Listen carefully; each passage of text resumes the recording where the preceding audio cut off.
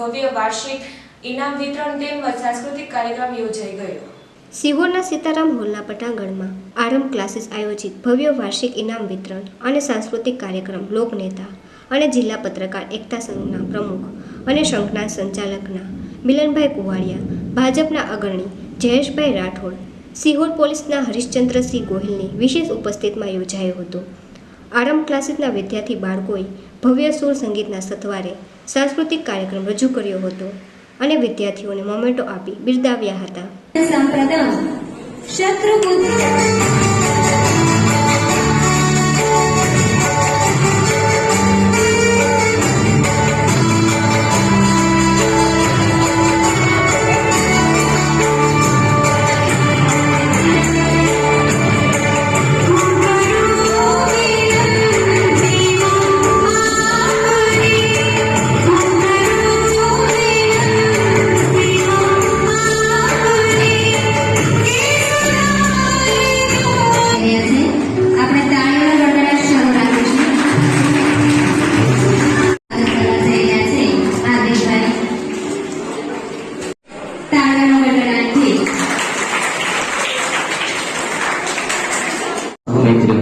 और प्रवीण भाई सोलंकी, प्रदीप भाई, આ સમય વતી હું આપ બધા આ સંસ્થા વતી હાર્દિક સ્વાગત કરું છું।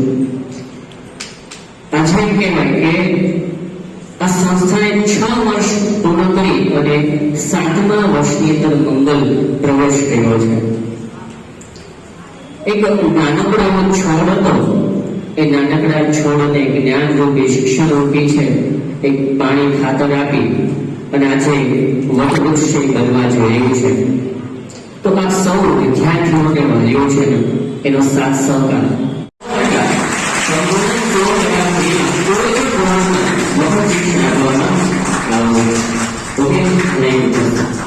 શ્રી જયેશભાઈ આ વિદ્યાર્થીને શેઠ આપીને બિરદાવે છે। આપણે તાળીના વગડાથી એમને વધાવી દઈશું।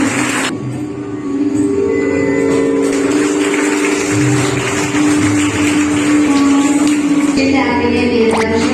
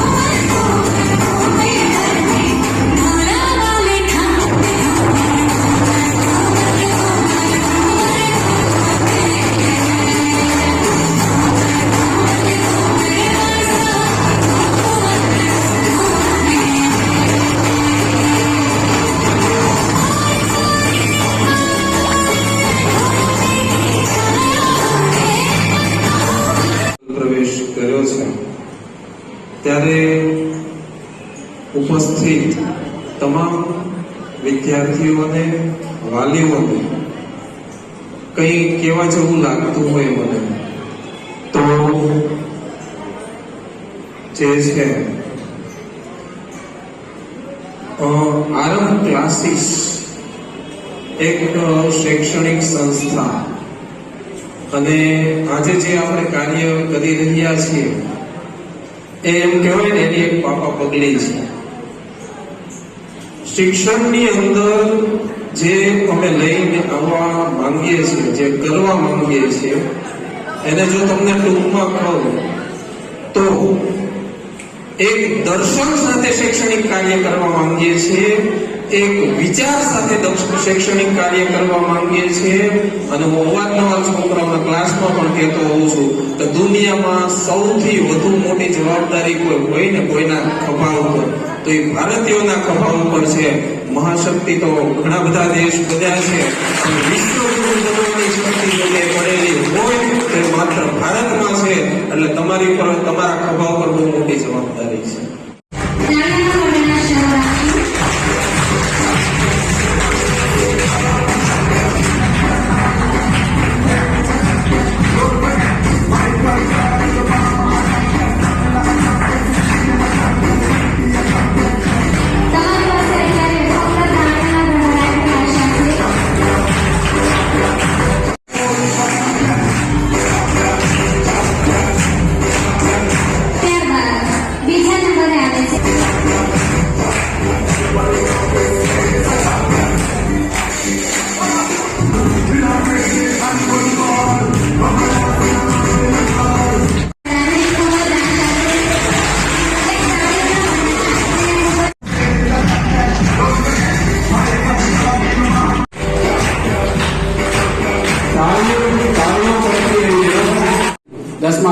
ભણી રહી છે.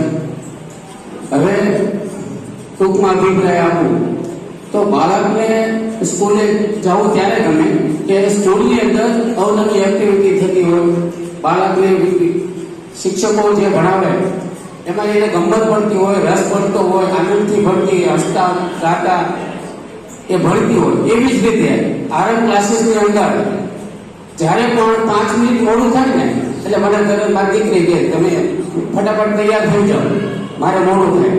કહેવાનો મતલબ એ છે કે જવાની ઉતાવળ એટલા માટે છે કે ત્યાં એને રસ પડે.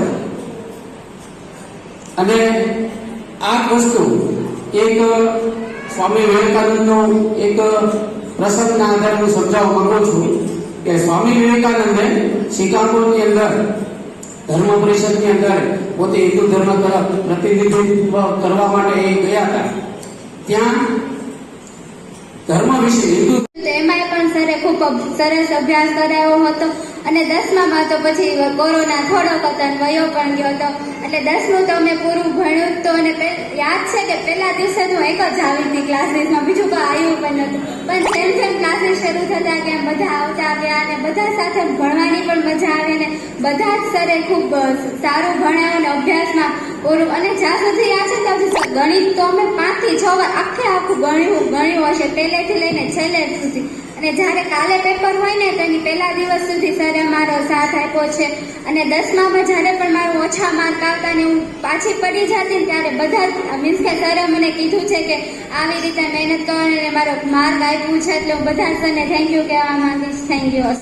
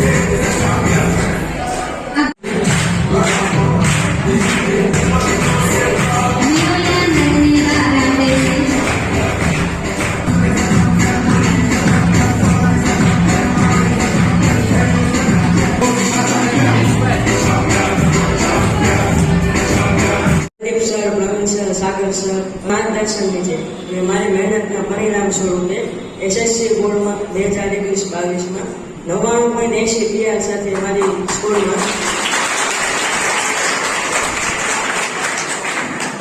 બીજો ક્રમાંક મેળવેલો છે. આ બધા હું આરએમ ક્લાસીસના શિક્ષકોનો આભાર માનું છું. તેમણે મને માર્ગદર્શન આપ્યું. એ લોકોએ મને જ્યાં નહોતું આવડતું જે દાખલા ને એવું એમાં મને માર્ગદર્શન એમણે આવી રીતે સોલ્વ કરાય. એમણે ઘણી મને માર્ગદર્શન આપ્યું છે. આપણે તો પણ કઈ ને જેમ જેમ સમય પસાર થતો ગયો ને તેમ બધું આવડતું ગયું. અહીંયા બધું કે છે 10મામાં નકરું ભણભણ જ કરતું, એમ નહીં કે 1 જ કલાક તો બેઠી એવું ન ચાલે, 5 કલાક બેઠીને ભણ. પણ એવું ને અમારે આરએમ ક્લાસના બધા સર એવો સપોર્ટ કર્યો છે કે નકરી એક્ટિવિટીઝ કરવાની પણ સાથે સાથે ભણવાનું પણ હસાવતા જાય, મનોરંજન કરાવતા જાય અને સાથે સાથે ભણવાનું પણ સમજાવતું જાય. તો તેના માટે હું આભાર માનું છું બધા જ સરનો કે જે માર્ગદર્શન આપ્યું. અને 10મા ધોરણમાં તો અમારે નીકળી ગયા, પણ હવે આ સાયન્સમાં એવું ઈચ્છું છું કે જે માર્ગદર્શન મને આપ્યું છે તો હું આગળ જઈને એ કરું. શિક્ષણમાં બહુ જ સપોર્ટ કર્યો છે ઓલ સરે, તો thank you all sir. Thank you.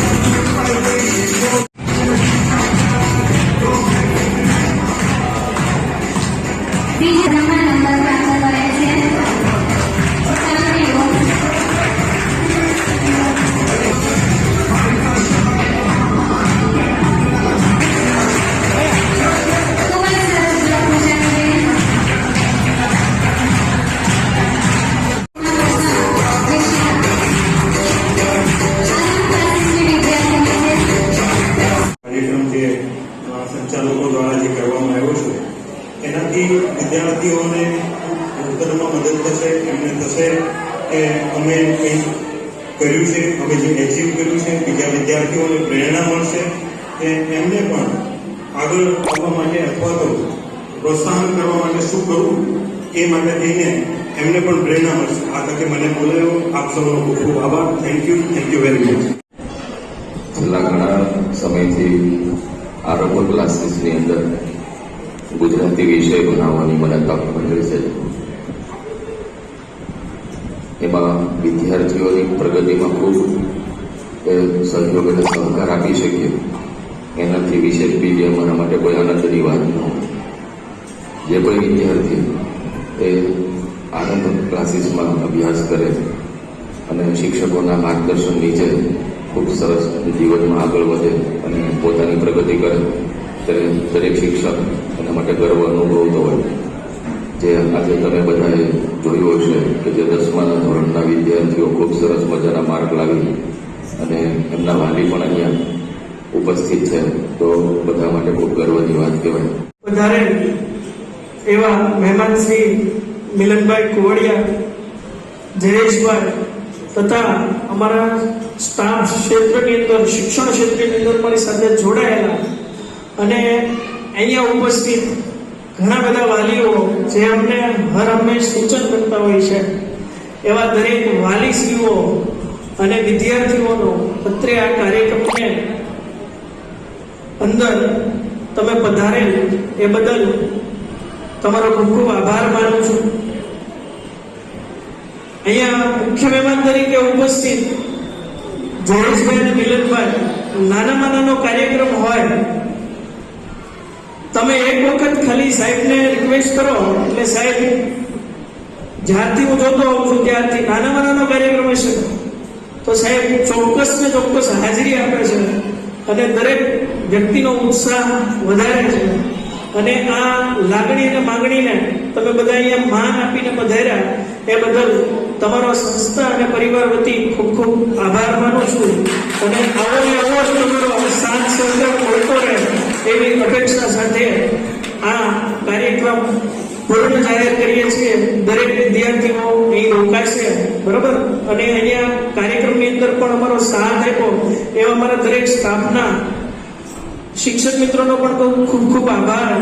અને અમારા જૂના વિદ્યાર્થીઓ અમારી માંગણીને માન આપીને અહીં આ કાર્યક્રમમાં ઉપસ્થિત રહ્યા એટલે એમને પણ ખૂબ ખૂબ આભાર. તો અહીંયા આ કાર્યક્રમને પૂર્ણ ઘોષિત કરીએ છીએ. આભાર.